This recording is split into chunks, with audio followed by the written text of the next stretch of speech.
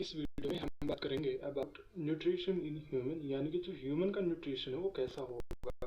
तो अगेन हमें पता है जो ह्यूमन का न्यूट्रिशन है वो हेट्रोट्रॉफिक टाइप का न्यूट्रिशन है।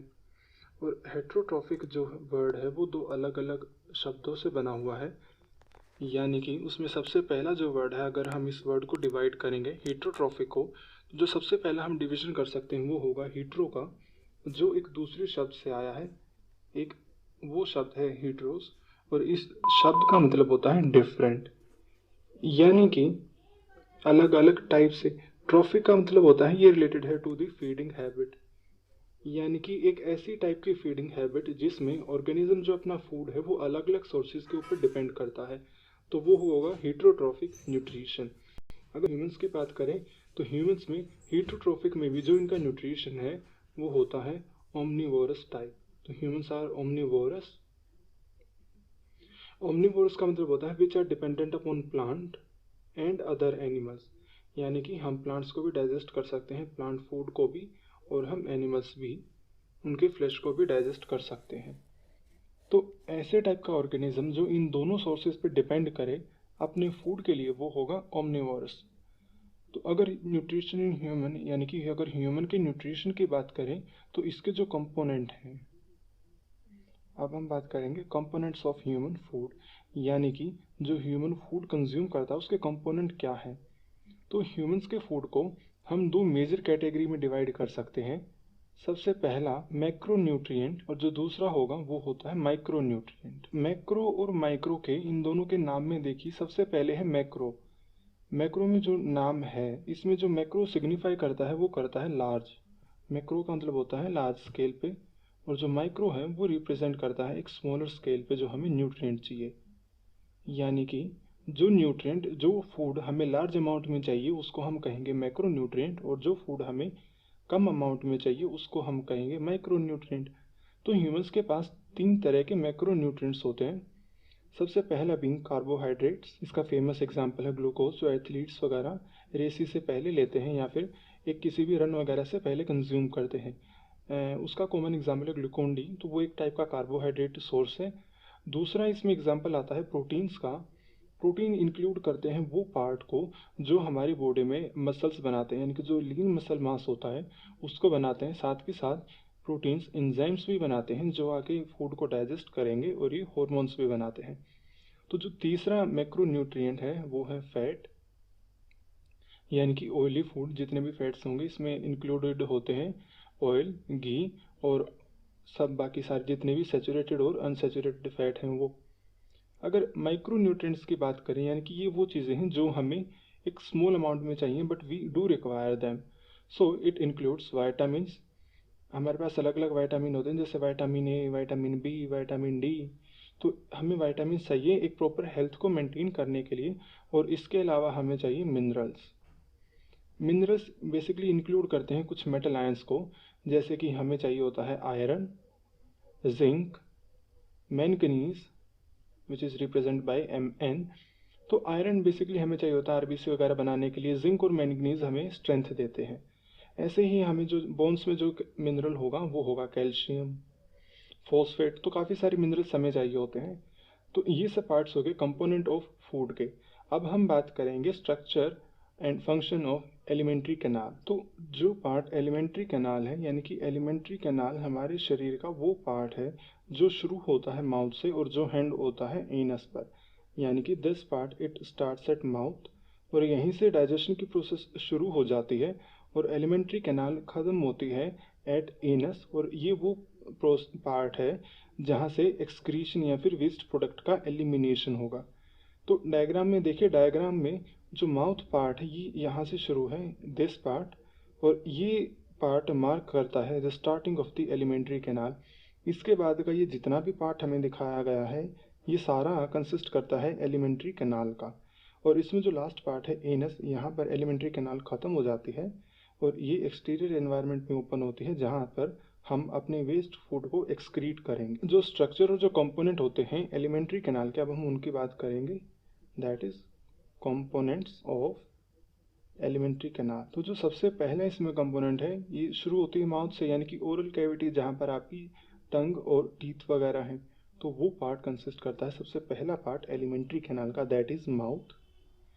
इसके बाद आके देखिए जैसे जैसे फूड यहाँ से नीचे जाएगा इस डायरेक्शन में, तो जो दूसरा पार्ट है एलिमेंट्री कैनाल का वो है ये वाला पार्ट। ये जो इतनी लंबी ट्यूब है जो इस हमारे माउथ को कनेक्ट करती है विद स्टमक यानी कि पेट से, तो जितनी भी ये लंबी ट्यूब है जो आपके रन करती है फ्रॉम नेक और चेस्ट एरिया से, इस ट्यूब को हम कहेंगे ईसोफेगस, दैट इज ईसोफेगस। इसकी लेंथ होती है नियरली 10 to 15 सेंटीमीटर और ये बनी हुई होती है मसल्स की। तो इसमें जो मसल्स होते हैं उनमें कॉन्ट्रैक्शन और रिलैक्सेशन होता है, जिससे जो फूड हमने माउथ से खाया है वो नीचे पेट तक पहुंच जाता है। इसमें तीसरा पार्ट है स्टमक, यानी कि ये वाला पार्ट जो एक जे शेप का ऑर्गन है और ये यहाँ पर एंड होता है। तो जो इतना पार्ट है ये पार्ट रिप्रेजेंट करता है स्टमक को। तो स्टमक एक मस्कुलर सैक है, यानी कि मसल से बना हुआ एक सैक, और जो इसकी शेप है वो है रिजेंबल करने वाली टू द इंग्लिश लेटर जे, या फिर हम कहें एक सी शेप। तो ये दोनों लेटर से रिजेंबल करते हैं बेस्ड ऑन हम कौन सी शेप देख रहे हैं। अगर हम इस टाइप में ये वाली शेप देखेंगे तो ये जे शेप है, और अगर ये देखेंगे या कि बस केवल एक ये वाला कर्वेचर, तो वो रिप्रेजेंट करती है इंग्लिश लेटर सी को। इसके बाद स्टमक से जो आगे वाला पार्ट होगा वो होता है स्मॉल इंटेस्टाइन वाला। तो इसमें भी जो ये वाला पार्ट है यहाँ से शुरू होके इस वाले पार्ट को एक्सक्लूड करेंगे जो हमें बिल्कुल सॉफ्ट जिसका एक्सटीरियर दिख रहा है, यानी कि ये वाला पार्ट। तो ये जितना भी पार्ट है ये सारा अभी जो ब्लैकेंड एरिया है वो कंसिस्ट करता है स्मॉल इंटेस्टाइन का। स्मॉल का मतलब छोटा, और इंटेस्टाइन यानी कि जिसे आप अपनी आंतें कहते हैं, तो जो भी अतड़ियाँ होंगी ये स्मॉल इंटेस्टाइन है। स्मॉल इंटेस्टाइन फिर आगे जाके कंटिन्यू करती है इस वाले पार्ट में। तो जो ये वाला पार्ट है ये हम देख सकते हैं कि इस पार्ट की जो थिकनेस है वो ज़्यादा है as compare to this part, यानी कि अगर स्मॉल इंटेस्टाइन का हम रेडियस देखेंगे तो केवल इतना है, जबकि जो लार्ज इंटेस्टाइन है उसका रेडियस बड़ा है। तो इसी रेडियस और डायमीटर के बेस पे हमने इनको नाम दिया है स्मॉल इंटेस्टाइन या फिर लार्ज इंटेस्टाइन। तो जो आखिरी पार्ट होता है वो होता है लार्ज इंटेस्टाइन, और इसके एलिमेंट्री कैनाल के बीच में दो ग्लैंड्स आते हैं। ग्लैंड्स का मतलब होता है वे ऑर्गन जो कोई चीज़ सिक्रीट करे हमारे शरीर के अंदर। तो ऐसे काफ़ी सारे ग्लैंड्स होते हैं। तो जो डाइजेशन से रिलेटेड हैं वे दो ग्लैंड हैं। सबसे पहला है ये वाला जो यहाँ पे रेडिश ब्राउन कलर में शो करा गया है, this part it represents liver, और लिवर हमारा लार्जेस्ट ऑर्गन है। So liver it is the largest gland. और जो दूसरा पार्ट है डाइजेशन से रिलेटेड वो है पेनक्रियास, यानी कि ये वाला पार्ट। ये पेनक्रियास शो करा गया है इस येलो रीजन में, ये बिल्कुल स्टमक के नीचे होता है। तो जो दूसरा ग्लैंड एसोसिएटेड है with digestion that is pancreas gland. ये दोनों कोई फ्लूइड सीक्रेट करते हैं और उस फ्लूइड को हम रिस्पेक्टिवली कहेंगे। लीवर का फ्लूइड होता है बाइल, तो जो पेनक्रियास ग्लैंड सीक्रेट करता है उसको हम कहेंगे पेनक्रियाटिक ग्लैंड। अब हम देखेंगे स्ट्रक्चर ऑफ स्टमक, यानी कि जो स्टमक है उसका स्ट्रक्चर एग्जैक्टली कैसा है। तो जो पार्ट ऊपर से आता है एलिमेंट्री कैनाल का वो होगी ईसोफेगस, और ये वाला पार्ट रिप्रेजेंट करता है स्टमक को। तो वो पार्ट जहाँ पर ईसोफेगस ज्वाइन करती है टू द स्टमक, यानी कि ये वाला पार्ट जहाँ पर दोनों आपस में मिलते हैं उसको हम कहेंगे कार्डियक रीजन। तो जो स्टमक है इसके अलग अलग पार्ट्स हैं, इसमें जो सबसे पहला पार्ट है वो है कार्डियक रीजन। तो जो दूसरा पार्ट होगा वो है फंडस पार्ट, ये वो पार्ट है इतना वाला पार्ट, और ये इंक्लूड करता है इस पार्ट में गैसेज, यानी कि ड्यूरिंग द डाइजेशन जो भी गैसेज बनती हैं, कुछ गैसेज सिक्रीट होती हैं डाइजेशन की प्रोसेस के दौरान, तो वो गैसेज इस एरिया में स्टोर हो जाती हैं। तो स्टमक का जो दूसरा रीजन होगा वो होता है fundus region, and it is the store house of gases. तो ये गैसेज स्टोर करेगा। और जो तीसरा पार्ट होता है स्टमक का वो रिप्रेजेंट करता है बॉडी ऑफ स्टमक, यानी कि जो इसका मेन पार्ट है, यानी कि यहाँ से लेके यहाँ तक वाला ये सारा पार्ट, ये इतना पार्ट रिप्रेजेंट करेगा बॉडी ऑफ स्टमक। तो जो तीसरा पार्ट है हम लिखेंगे बॉडी ऑफ स्टमक। और जो इसमें होता है यानी कि जो इसका फंक्शन है वो है, पहला तो ये जो हमने फूड खाया उसको स्टोर करेगा, और दूसरा इसमें डाइजेशन होगा। तो इसमें इट स्टोर्स फूड, एंड जो डाइजेशन की प्रोसेस है वो भी इसमें हो जाती है। तो जो जितना डाइजेशन का पार्ट है वो सारा इस एरिया में होता है। और इस एरिया में अगर हम देखें तो इसमें काफ़ी सारी मसल्स हैं। सबसे पहले है एक longitudinal muscle layer, circular muscle layer और ओब्लिक मसल लेयर, ये इनके अरेंजमेंट के ऊपर है। बट अभी हमें इतना याद रखना है कि स्टमक में 3 टाइप के अलग अलग मसल्स होते हैं और इनका काम होता है to mechanically churn the food. तो डाइजेशन के अलावा जो इसका तीसरा फंक्शन होगा वो होगा चर्निंग, यानी कि जो हमने फूड खाया है उस फूड का फिजिकल ब्रेकडाउन, और जो इसमें एसिड्स और जो इसमें एंजाइम्स सिक्रीट होंगे उन एंजाइम को फूड के साथ अच्छी तरह से मिलाना। तो हमारे स्टमक में भी कॉन्ट्रैक्शंस और रिलैक्सेशंस होते हैं, यानी कि वही पेरिस्टाल्टिक वाली मूवमेंट जो होगी ईसोफेगस में। इसके बाद आता है इसका लास्ट पार्ट जो कंसिस्ट करता है पाइलोरस का। तो जो फोर्थ पार्ट है दैट इज पाइलोरस, ये लास्ट पार्ट है जो रेगुलेट करता है, यानी कि यहाँ पर जितना भी फूड डाइजेस्ट हुआ है उस फूड को आगे ईसोफेगस में हमें स्मॉल इंटेस्टाइन में ट्रांसफ़र करना है। तो उसका ट्रांसफ़र कैसे होगा वो पार्ट को रेगुलेट करने वाला होता है पाइलोरस।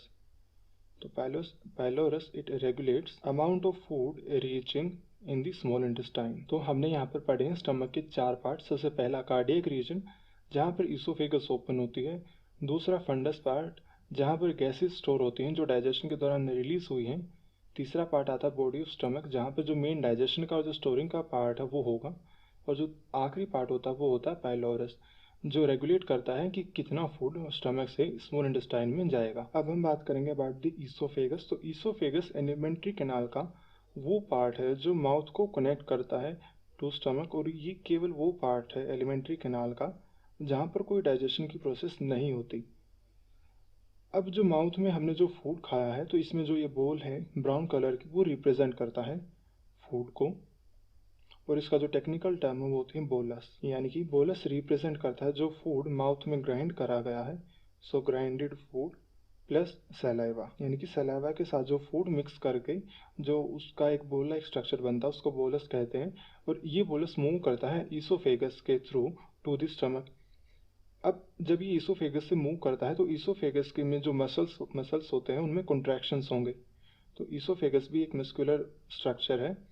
जब इसमें ये वाला पार्ट ऊपर से कॉन्ट्रैक्शन होगा, ये कॉन्ट्रैक्ट करेगा, तो इस बोलस पे ऊपर से इस डायरेक्शन में एक प्रेशर अप्लाई होगा।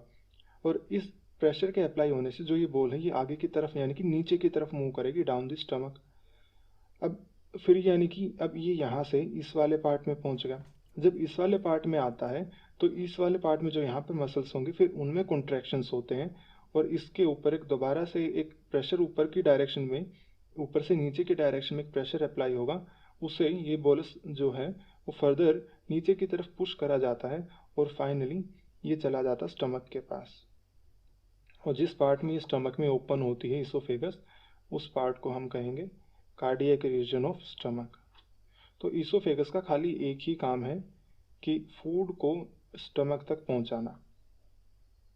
अब हम बात करेंगे about the structure of small intestine.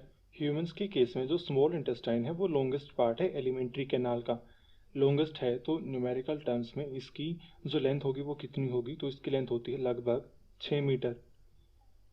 अब ये पार्ट शुरू होता है यहाँ से जो स्टमक के आगे, यानी कि जो पिंक कलर का स्टमक दिखाया गया है इसके आगे जो ग्रीन पार्ट है, और फिर जो सारा एंटायर येलो पार्ट जो कंसिस्ट करेगा ग्रीन और येलो वो कंप्राइज करते हैं हमारी स्मॉल इंटेस्टाइन को।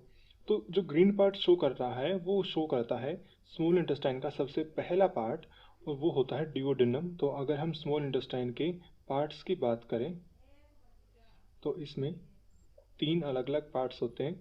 सबसे पहला होगा डिओडेनम, फिर आता है जेजुनम, और जो आखिरी पार्ट होता है स्मॉल इंटेस्टाइन का वो होगा इलियम। हर पार्ट का अपना अलग अलग फंक्शन है। तो जो डिओडेनम है इनकी लेंथ अलग अलग होती है। डिओडेनम सबसे छोटा पार्ट होता है लगभग 20 सेंटीमीटर का, और ये वो पार्ट है जहाँ पर जो लीवर है अपना बाइल सिक्रीट करती है इसमें। और स्टमक के नीचे जो पेनक्रियास ग्लैंड होता है, तो स्टमक के नीचे यहाँ पर होगा पेनक्रियाटिक ग्लैंड या पेनक्रियास। तो यहाँ से जो पेनक्रियाटिक ग्लैंड में से जो पेनक्रियास का जो पेनक्रियाटिक फ्लूइड होगी वो जो सिक्रीट होती है स्मॉल इंटेस्टाइन में, वो इससे एक डक्ट निकलती है, वो इसमें डायरेक्ट सिक्रीट करेगी। यहाँ पर लीवर होती है कुछ इस टाइप से, और जो लीवर से जो सिक्रीशन आती है बाइल की, तो वो बाइल जो स्मॉल इंटेस्टाइन में जाता है वो डायरेक्टली यहाँ पर एक डक्ट आती है, वो इसको लीवर को कनेक्ट करती है स्मॉल इंटेस्टाइन से, और जो लीवर में जितनी भी फ्लूइड बनती है वो सारी स्मॉल इंटेस्टाइन में यहाँ पर रिलीज कर दी जाती है। तो ड्यूोडेनम वो पार्ट है जहाँ पर बाइल यानी कि जो लिवर से आता है, और पेनक्रिएटिक जूस जो पेनक्रियास से आता है, इसके बाद आता है जेजुनम। तो जेजुनम वो पार्ट है जहाँ पर एब्जॉर्प्शन शुरू होता है फूड का, एब्जॉर्प्शन होता है फूड का। वो किसके थ्रू होता है? वो होता है यहाँ पर विलाय के थ्रू, और villi they represent the finger like projection, finger like projections होते हैं। अगर हम स्मॉल इंटेस्टाइन की जो इंटरनल वॉल को देखें, यानी कि अगर इसको हम काट के खोल के इसको अंदर से देखेंगे, तो इसकी वॉल में हमें कुछ इस टाइप से दिखेगी। इसमें जो ये फिंगर लाइक प्रोजेक्शन है, यानी कि ये पहला, दूसरा, तीसरा, ऐसे करके, तो ये एक रिप्रेजेंट करता है विलाय को।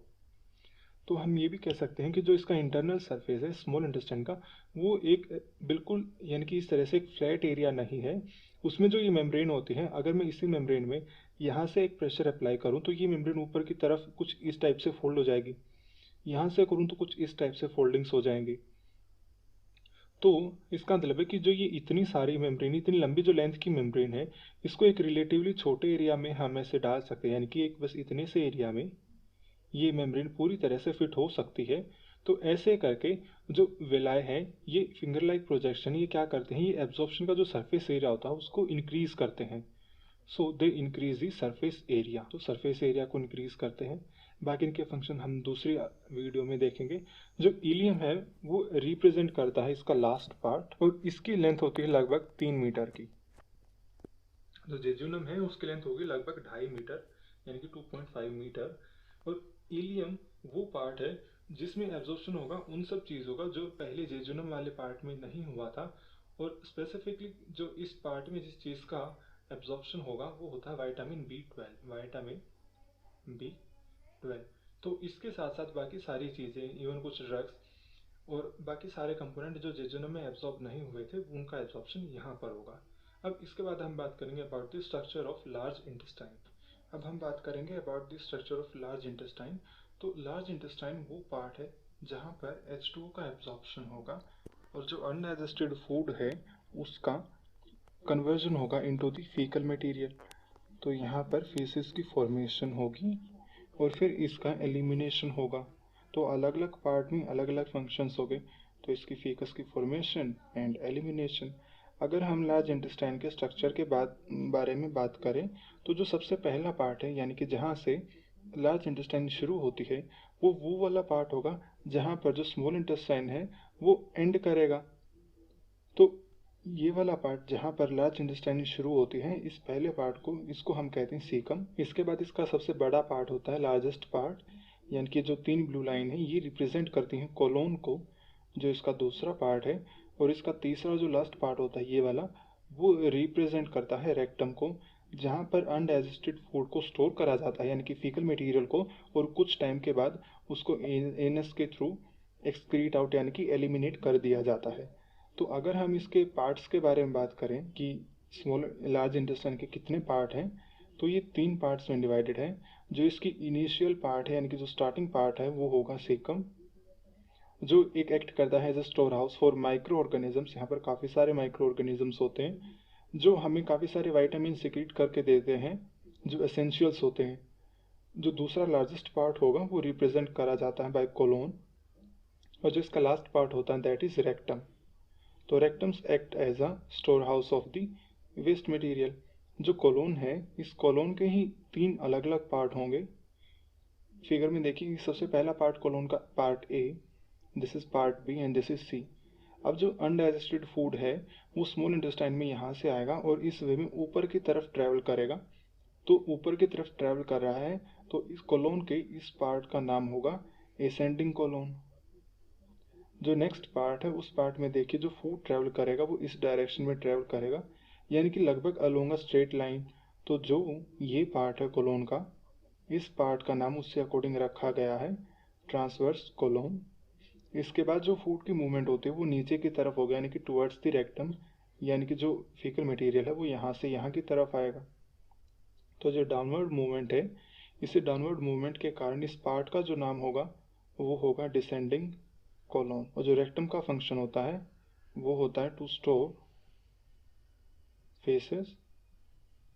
इसके बाद अगर एक फोर्थ पार्ट को लेबल करें तो वो होता एनस, और एनस का फंक्शन होता है to eliminate the waste material. इसका फंक्शन होता है एलिमिनेशन।